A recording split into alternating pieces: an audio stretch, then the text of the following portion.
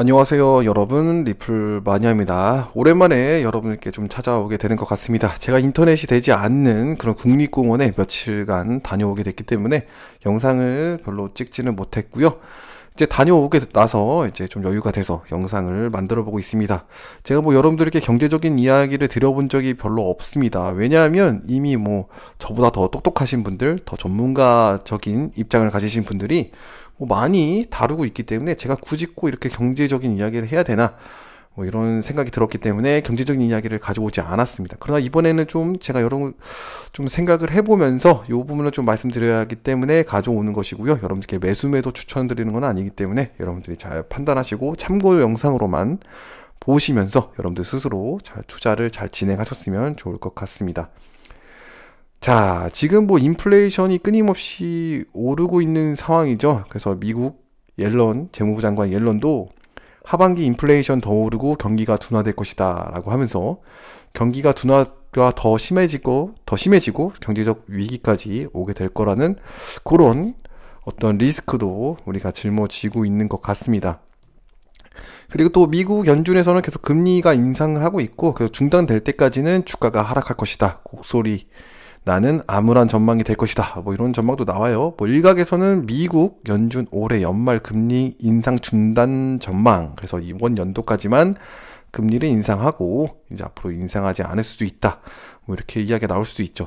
지금 인플레이션이 발생을 했고, 그리고 이미 경제 지표도 별로 좋지 않기 때문에 불황인 상황이기 때문에 지금 상태에서는 스태그플레이션이 이미 발생을 하고 있다, 이렇게 볼 수가 있겠죠.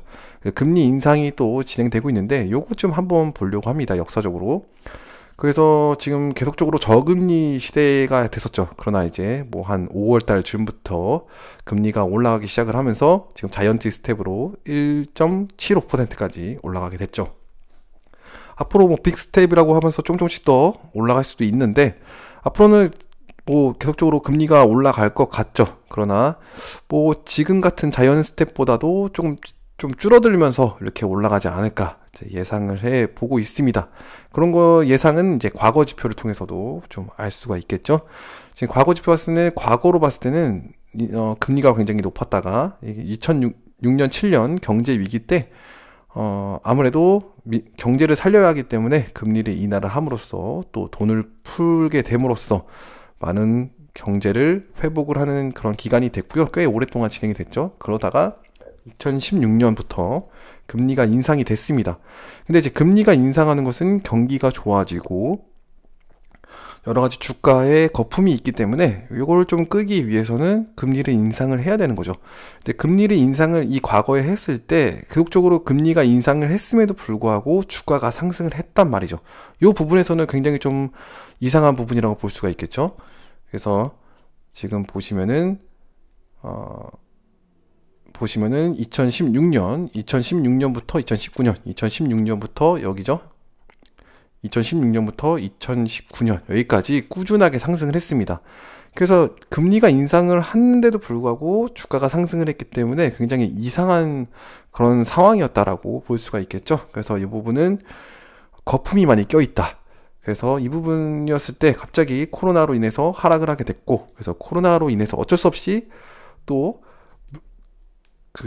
금리를 내리고 돈을 풀게 되는 그런 과정이 됐죠. 그래서 돈을 풀었는데 그 돈 풀었던 돈들이 다 자산시장으로 몰렸기 때문에 이렇게 금리가 상승하는 상황이 됐죠. 그래서 이때도 금리가 인상이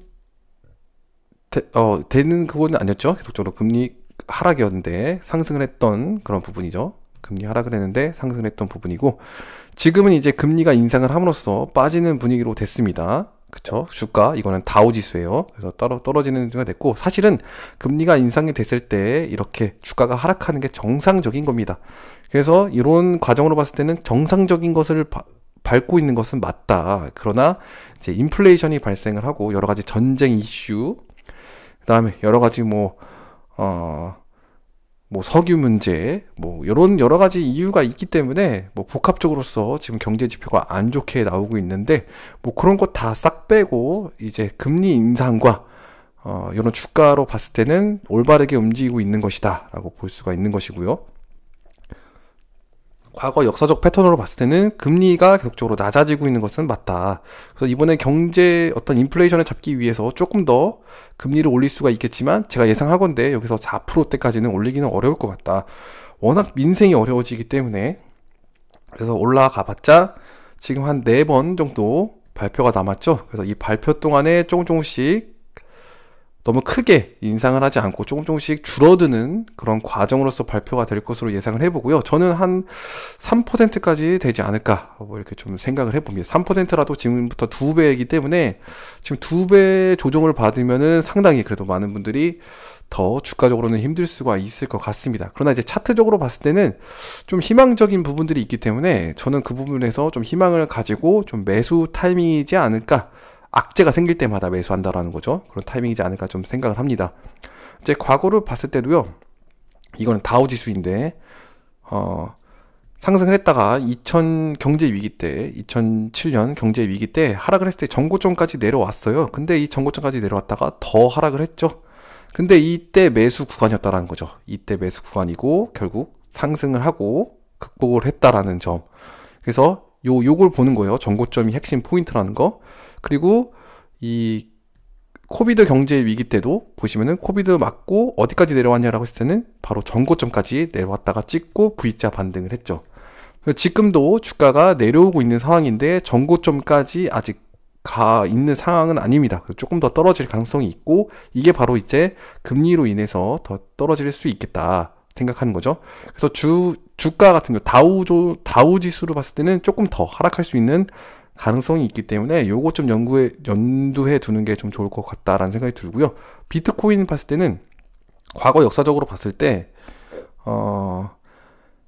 전고점까지 내려온 적이 없었습니다. 그러나 이번 연도에는 자, 여기 찍고 전고점까지 이제 거의 내려왔죠. 찍고 살짝 올려주는 그림이 보여지는데 앞으로 더 하락할 확률도 있다라고 봅니다. 그렇기 때문에 지금 금리가 인상을 하고 여러 가지 경제 지표가 어떻게 될지 모르겠지만 여러 가지 상황으로 인해서 악재가 몇 번 더 있을 수가 있는데 그때마다 매수, 저는 10분의 1씩 하락 자금, 제가 생활금으로 쓰는 게 아니죠. 하락 자금으로서 10분의 1 정도씩 하락할 때마다 10분의 1, 10분의 1, 10분의 1 이렇게 좀 매수를 진행해 보려고 합니다. 그래서 제가 적립식 분할 매수는요, 횡보할 때 하는 거라고 했잖아요. 그래서 이거는 생활금, 이 생활금을 쪼개서 적립식 투자를 할 때 말씀드리는 거고, 이 부분은 하락장 때 쓸 자금이기 때문에 저는 이 하락장 때 어느 정도 기회가 왔을 때 조금씩 분할 매수로 들어간다라는 관점이기 때문에 요런 경제 금리가 결정이 될 때마다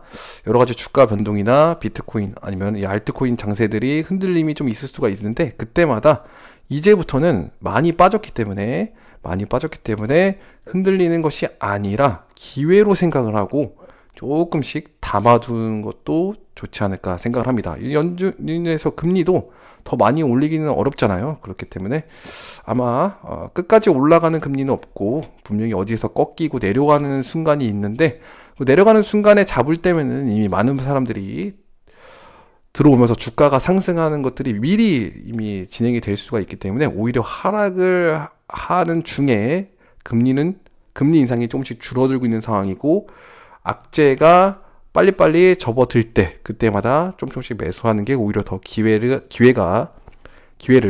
더 잡을 수 있지 않을까 생각을 합니다. 그래서 좀 더 가격이 지금 거의 많이 내려온 상태고 더 내려왔을 때는 매력적인 가격이라고 생각을 하면서 조금씩 매수를 진행하는 것도 좋지 않을까 저는 개인적으로 생각을 합니다. 그래서 요때 2018년 비트코인 시장 2018년 하고 2020년 때까지 요때 경험하신 분들은 아실 거예요. 이때 금융기관들이 그렇게 많이 들어오지 않았다라는 거.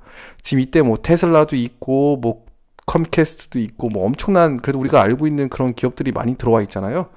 근데 이때 당시에는 그렇게 많이 기업들이 들어오지 않은 상황이었고 기관들이 많이 들어오지 않은 상황이었고 팩트 하나 나왔을 때도 막 환호하고 있었을 정도였기 때문에 지금 여기서 팩트 이야기는 나오지도 않잖아요.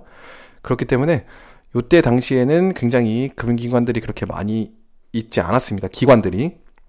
그러나 이 전고점 밑으로 하락을 했을 때는 아마 여기에 관심이 있었던 기관들이 이제 매수 타이밍으로 생각을 하면서 매수도 진행하지 않을까라는 개인적인 생각을 좀 해봅니다. 저는 어쨌거나 금리가 계속적으로 100% 끊임없이 올라간다라고 생각하지 않고요. 이번 연도까지 올라가긴 하는데 조금씩 조금씩 금리가 줄어들면서 올라가게 될 것이고, 여기서 꺾이는 부분이 있을 텐데 그 꺾이는 부분은 잡기 전에 더 하락을 할 때 공포스러울 때마다 10분의 1씩 매수한다라는 관점으로 가는 것이 오히려 기회를 잡을 수 있는 때가 오지 않을까. 오히려 이렇게 장기간 동안 횡보하고 가더라도 결국은 내려가고 내려갔다가 또 이렇게 올라왔다가 왔다 갔다 차트는 가는 거기 때문에 잘만 조절하면서 잘만 시드 관리를 잘만 하면은 잘 극복할 수 있겠다라는 생각이 듭니다. 어쨌거나 생활금으로서 쓰는 건 아니고 하락 자금으로서 쓰는 거니까요. 그 점 참고하시기 바라고요. 여러분들에게 도움을 되어드리기 위해 제가 가진 생각들을 표현하는 거기 때문에 참고하시면서 들어주시면 좋을 것 같습니다. 오늘 방송은 여기까지 하도록 하겠습니다. 감사합니다.